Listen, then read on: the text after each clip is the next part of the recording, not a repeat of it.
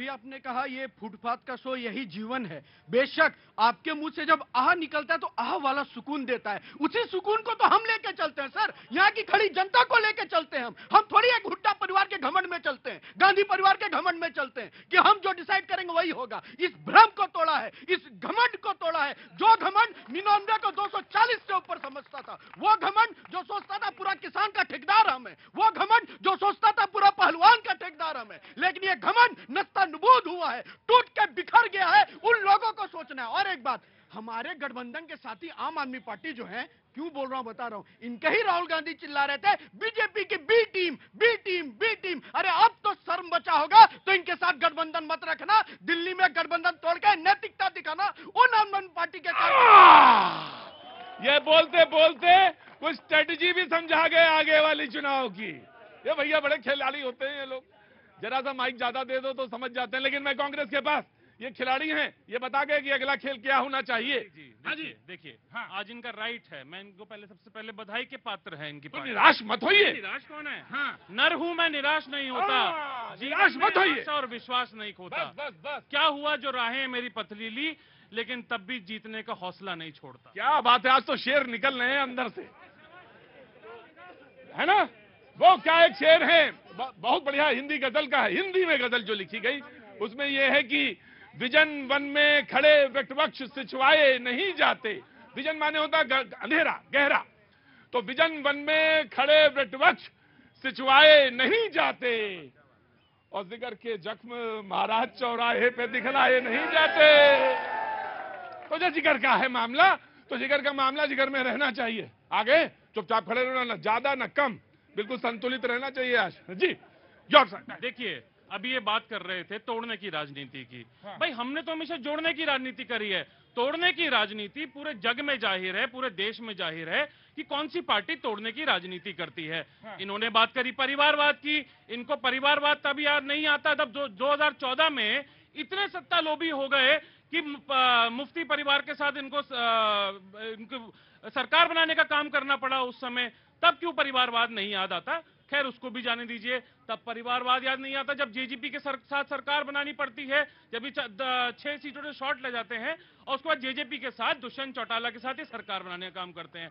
तो इस तरह की राजनीति जो मौका पर राजनीति है। आज अरविंद केजरीवाल जी ने भी एक बात कही है कि अति आत्मविश्वास जो है वो घातक हो सकता है।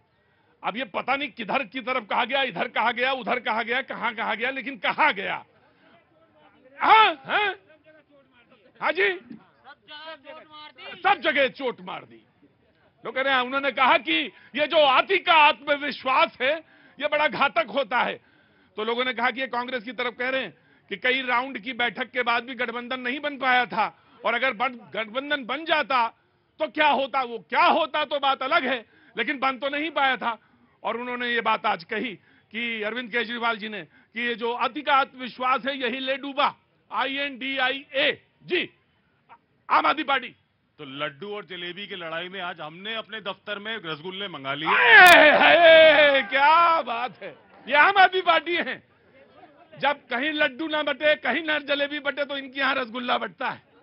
गजब है भाई आम आदमी पार्टी। आज 5वें राज्य में अरविंद केजरीवाल जी का मॉडल गया है। आज डोडा में महराज मलिक ने 1 सीट जीती है। वो पार्टी जिसके पास ना तो रिसोर्सेज, ना पैसा, ना कोई परिवार, एक आदमी ने जीती। पहले ऐसे राज्य में घुसा, केजरीवाल जी का मॉडल लेके गया और वहां पे जीत दर्ज की। तो आज आप सब लोगों को भी बधाई। 5वां राज्य जहां पर केजरीवाल जी का विधायक है, जहां वो लोगों के लिए काम करेगा। केजरीवाल जी की नीतियों को अब कश्मीर तक लोग फॉलो करेंगे। वहां पर भी स्कूलों की बात होगी, वहां पर भी अस्पतालों की बात होगी, मोहल्ला क्लिनिक की बात होगी। तो बधाई सबको, रसगुल्ले सबको।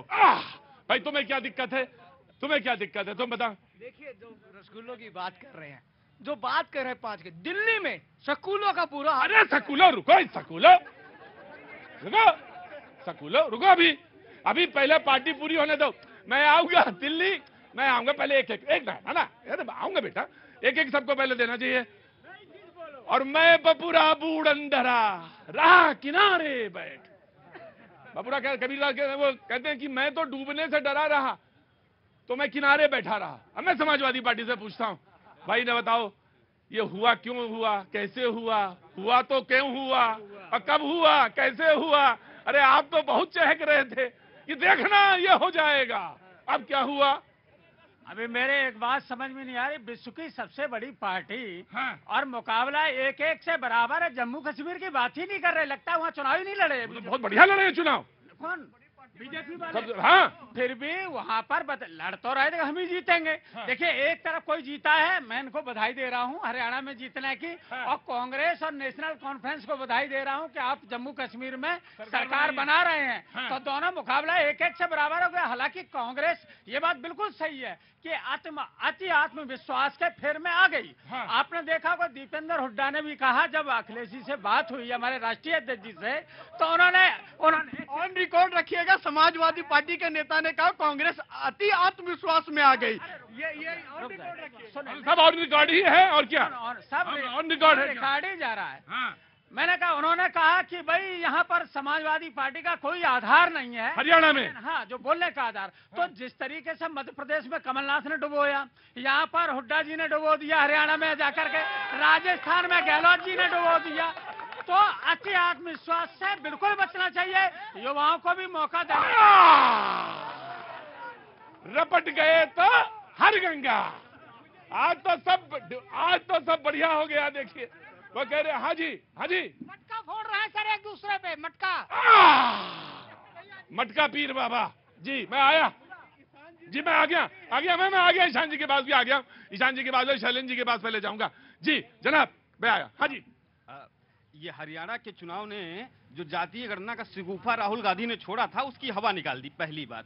और सारे एग्जिट पोल जो थे, उनके पोल भी हरियाणा की जनता ने खोल दिया। लोगों ने कहा कि जाट बहुत नाराज हैं, जाटलैंड में भी ठीक ही ठीक वोट सीटें मिली हैं, बोले बहुत नाराज हैं। तो जाट वर्सेस लोगों ने कहा जाति का चुनाव होगा, दलित कहां चला गया, दलित का वोट कहां गया। फिर तो दूसरी बात लोगों ने कहा जाट और दलित में हो गया, लोगों ने कहा अपर कास्ट, तमाम सारे फैक्टर। लेकिन हरियाणा में एक बात कहूंगा, मैं भी कह लूं एक बात, तुम्हारे पास आए तो याद आ गया कि भैया जितना भी प्रेडिक्शन कर लो, जितना भी घूम लो, चुनाव अब अनप्रिडिक्टेबल है। आप नहीं बता सकते कि चुनाव में क्या होने वाला है, ये अनप्रिडिक्टेबल चुनाव है। आप चाहे जितने बड़े 30 मार खा हो, जितने भी बड़े 30 मार खा हो, जनता क्या सोचती है ये ना तो हमें मालूम ना तुम्हें मालूम, जिन्हें मालूम उन्हें ही मालूम। जी मैं आया जी, बोलिए।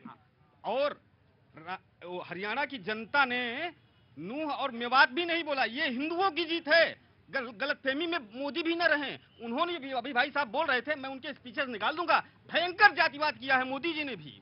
ठीक, मैं आ गया। शैलेंद्र जी।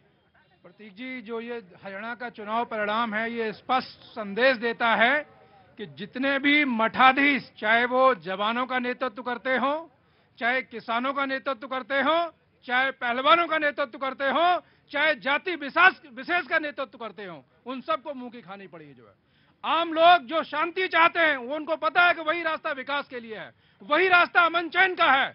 कुछ चंद लोग जो है सालों से बॉर्डर पर, मैं तो अब मैं आपके पास आ गया था, बात करते करते मैं पूछना चाहता हूँ। नमस्ते अमर जी, कैसे हैं आप? जिस दिन जीत होती है उसी दिन आते हैं आप, हार में नहीं आते हैं।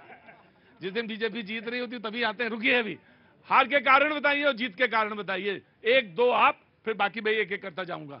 किसकी हार के? जब पहले तो कांग्रेस की हार का कारण बताइए, क्या हुई हार? शिकस्त जब लग रहा था, ये 5वां राज्य ऐसा है, पंजाब, छत्तीसगढ़ और ऐसे 2 राज्य और, जहां पे लगा कि नहीं बिल्कुल एकदम नजदीक, मध्य प्रदेश, राजस्थान, जब लगा कि बिल्कुल एकदम मामला वो है, वो हार गए आप। आखिर क्यों?